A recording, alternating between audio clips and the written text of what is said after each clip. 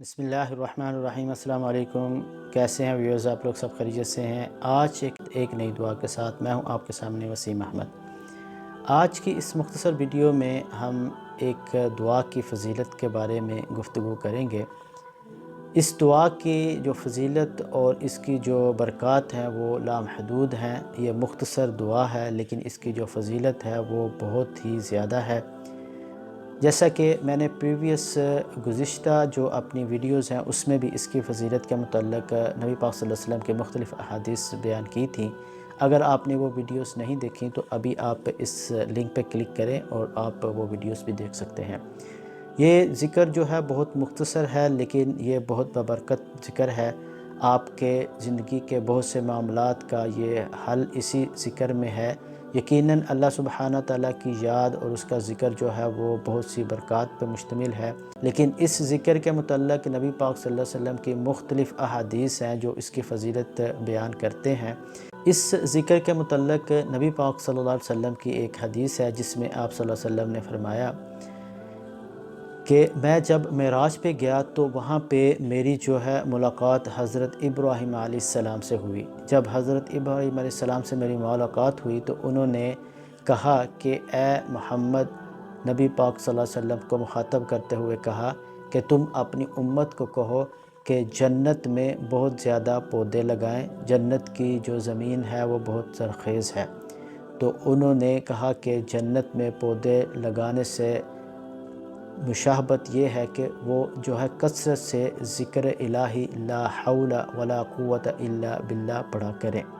یہ اس حدیث کا مفہوم ہے جس میں ہمیں اس کی فضیلت ملتی ہے کہ جو شخص لا حول ولا قوت الا باللہ یہ مختصر سا ذکر جو کثرت سے اب پڑھتا رہتا ہے تو جہاں پہ اور بہت سی اس کے فضائل ہیں، بہت اس کی جو برکات ہیں، بہت اس کی جو رحمتیں ہیں، وہاں پہ ایک یہ بھی رحمت ہے کہ آپ کا اس کے ایک پڑھنے سے آپ کا جو جنت میں ہے پودا لگ جاتا ہے۔ تو یقیناً اگر آپ کی کھیتی باڑی جنت میں ہوگی تو آپ جنتی ہیں۔ تو ہر کسی کی یہ خواہش ہے کہ وہ جنت میں داخل ہو، وہ اپنے جو زرخیز زمین ہے اس کو وہاں پہ وہ پروان چڑھائے۔ تو یقیناً ہمیں یہ ایک اشارہ ملتا ہے کہ ہم اللہ کا ذکر کریں، اور یہ بالخصوص یہ لا حول ولا قوت الا باللہ جو شخص پڑھتا ہے تو اس چیز کی ہمیں یہ خوشخبری مل رہی ہے کہ آپ کا جو ہے جنت میں باغ لگنے والا ہے، آپ کے پودے لگنے والے ہیں۔ تو جہاں پہ آپ کے باغات ہوں گے، جہاں کہ آپ پہ زرخیزی ہوگی، یقیناً اللہ سبحانہ تعالیٰ آپ کو وہاں پہ داخلے کی اجازت بھی دیں گے۔ تو آپ کو یہ جنت میں جانے کا ایک جو ہے وہ راستہ مل رہا ہے۔ تو یہ مختصر ذکر کو پڑھنے سے آپ کے لیے بہت بڑی رحمتیں اور برکتیں اس دنیا میں بھی ہیں اور آخرت میں بھی ہیں۔ جہاں پہ اور اس کے فضائل ہیں وہاں پہ یہ بھی ایک فضیلت ہے کہ آپ کو جنت میں داخل ہونے کا ایک ذریعہ بھی ہے یہ وظیفہ۔ تو آپ اس وظیفے کو کثرت سے پڑھا کریں۔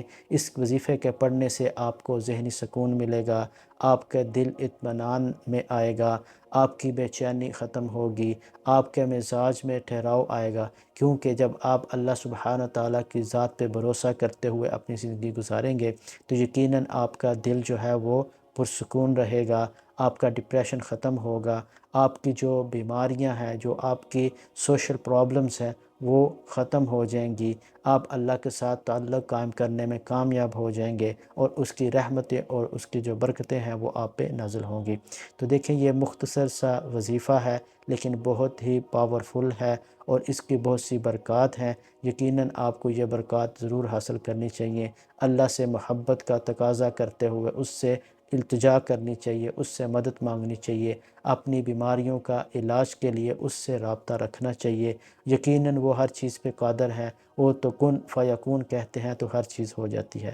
تو آپ خود بھی پڑھیں اور دوسروں کو بھی بتائیں، اور دعاؤں میں سب کو یاد رکھیں، اور we will meet with another video with another دعا۔ تب تک آپ اپنا خیال رکھیں۔ السلام علیکم ورحمۃ اللہ وبرکاتہ۔